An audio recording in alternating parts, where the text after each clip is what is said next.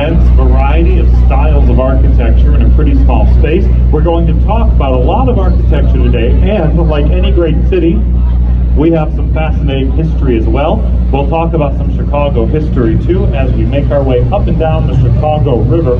The place where the first two structures in what would be Chicago were built.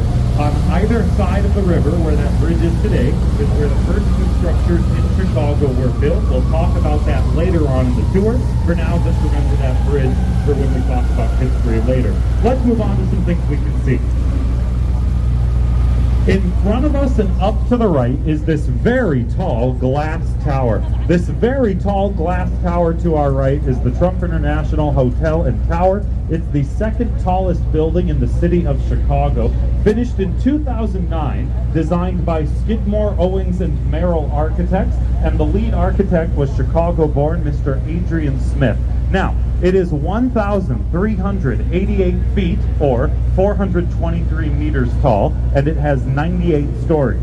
In addition, notice the different roof levels. The lowest roof of the building is the same height as the Wrigley building with the giant American flag on it right behind us. The second highest roof of the Trump Tower is the same height as this dark steel rectangular building coming up ahead to the right. Those roof levels were designed by Skidmore, Owings and Merrill to purposefully provide some continuity with the building's neighbors it has in the skyline. Now, in front of us to the right, this dark steel rectangular tower is the American Medical Association Plaza. AMA Plaza was finished in 1973, designed by Ludwig Mies van der Rohe. Mies van der Rohe was a pioneer of this style of architecture. Dark steel, rectangular patterns, minimal ornamentation. We call that international style today. Now, Mies van der Rohe's philosophy was that architects should focus on making useful interiors instead of focusing on making ornate exterior walls. And Ludwig Mies van der Rohe was actually a professor right here in Chicago. Ours are Marina City. Marina City was built in 1968, designed by Bertrand Goldberg. Goldberg was inspired by nature. He said there are no right angles in nature. He wanted to build round, natural-looking shapes for humans to live in. In addition, look at those winding spiral parking ramps above us, those winding spiral parking ramps. Here's the thing. When Marina City went up in the 60s, not many people lived in downtown Chicago. So in order to entice residents to move downtown, Goldberg filled the complex with amenities. It had its own grocery store, movie theater, bowling alley, skating rink, marina on the river, and those parking ramps at the bottom of the towers. Now, having seen the winding spiral parking ramps at the bottom of Marina City, you might have gotten nervous imagining cars falling off and into the river, but don't worry, that's only happened twice. Building. The red brick building to our right is the Reed Murdoch Center. It's from 1914 by George Nimitz. Now, it was originally a grocery warehouse. Back when the river was our port, ships would come in from Lake Michigan and dock at warehouses like this to load and unload goods. Now, it's a mixed-use office building today, but it remains a window into the river's more industrial past. And it's in Chicago school-style architecture. Chicago school style is defined by being a brick or stone building from the early 20th century that uses internal steel framing, which was state-of-the-art technology being perfected right here in Chicago back then. Now, on the right side of our boat is something that uses some newer technology. This glass tower to our right is 300 North LaSalle Street. It's by Picard and Chilton from 2009, one of our most environmentally friendly buildings. It uses river water to supplement its air conditioning. It brings water in from the river, circulates it as coolant in the AC, and releases it to the river cleaner than it found it. That's a key factor in making 300 North LaSalle LEED Platinum. That's Leadership in Energy and Environmental Design, LEED, LEED Platinum certified, very prestigious and difficult to achieve environmental architecture award. Now, folks, I need you to pay attention here, because I'm going to try and point something out that I think is worth it, even though it's tricky to spot. So look where I tell you, and we might be able to notice that if you look up and to the right closely, there's actually a stone building here. exactly. I was kidding. It's extra large and in charge. On the right side of our boat, this is the Merchandise Mart. The Merchandise Mart was finished in 1932. It was the biggest building in the world in 1932. 4.2 million square feet, 400,000 square meters of floor space. Up until 2008, the U.S. Postal Service gave the Merchandise Mart its own zip code that was 60654. In addition, it's Art Deco style. Vertical lines, setbacks, making it narrower toward the top, and geometric ornamentation throughout the building. That's Art Deco style. And finally, the Merch Mart was bankrolled by Marshall Field. Anyone remember Marshall Field?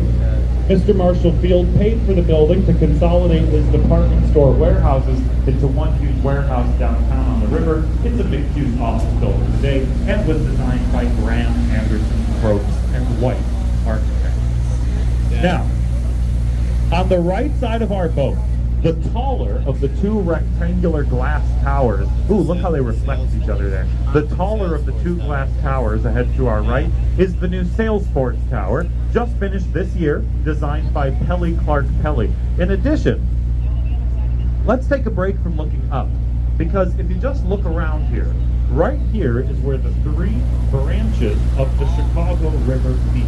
The main branch behind us, the north branch to our right, and the south branch to our left. This fork in the river is called Wolf Point today, and long ago it's where Chicago got its name. We're going to look forward and to the left next. We're going to bounce to our left side. In front of us and to the left, there's a red brick building.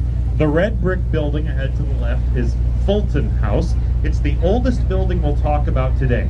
Built in 1898, designed by Frank Abbott as a cold storage warehouse. So this warehouse had brick walls 3 feet or 1 meter thick to keep perishable goods cool inside. Now, notice the starfish on the walls and the porthole windows on the top. So Fulton House was remodeled into condos, residences in the 1980s by architect Harry Weiss. Harry Weiss likes boats. He likes to put nautical theming on his architecture, in this case the portholes and the starfish. On the right side of our boat, bouncing to our right, we have a long building with long rows of windows. That's the East Bank Club. The East Bank Club was built in 1979. It's a high-end, exclusive fitness facility. That means expensive gym. Being a high-end gym in Chicago, Barack and Michelle Obama, Rahm Emanuel, Michael Jordan, Oprah Winfrey, they've all had memberships at the EBC at various times. The windows are not original to its design because in the 70s, people were not generally interested in looking at the Chicago River. It was dirtier and smellier with weirder things than us floating around in it. But after the Federal Clean Water Act was passed in 1972, we worked hard to clean up our waterways, and the windows were added to let people enjoy the view. In fact, let's bounce to the left.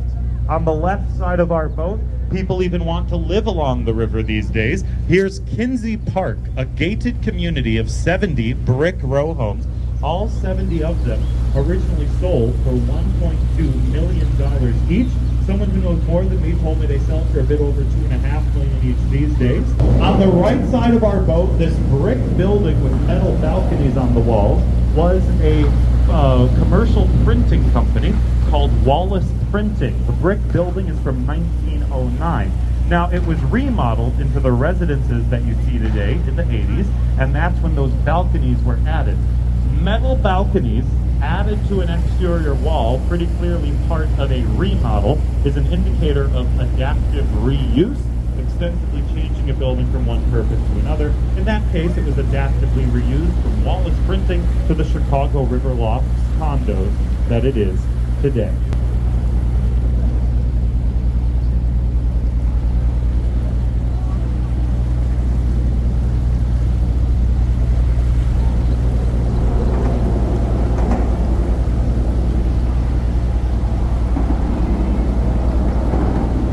Ahead of us and to our right, there is a glass tower with white steel beams pointing up the wall in a chevron pattern. That's Erie on the Park. And to the right of Erie on the Park is a glass tower with white balconies that resemble scaffolding. That one's Kingsbury on the Park. Erie and Kingsbury on the Park are from 2002 by Lucien Lagrange. They were Chicago's first examples of European industrial style architecture, which is defined as appearing incomplete or under construction, even though they are complete. Now, in front of us and to our right, beyond the trees, there's a blue glass tower with concrete corners. That blue glass tower with concrete corners ahead to the right is the Montgomery.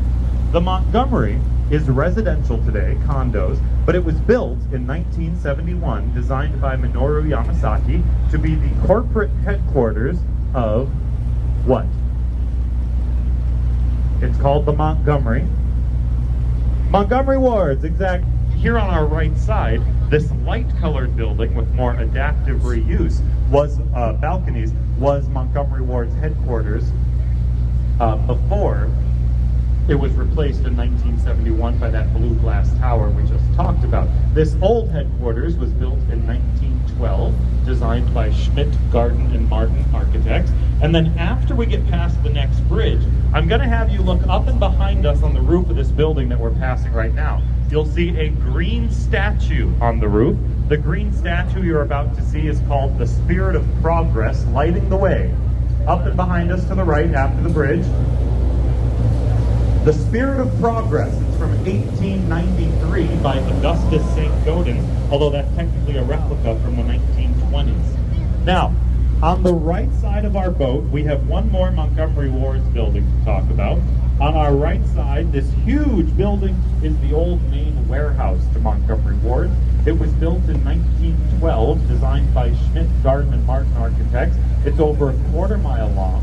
When Montgomery Ward went out of business in 2002, portions of this warehouse stood abandoned until 2004, when Groupon moved in, remodeled it extensively, and in that process found about 300 pairs of old roller skates.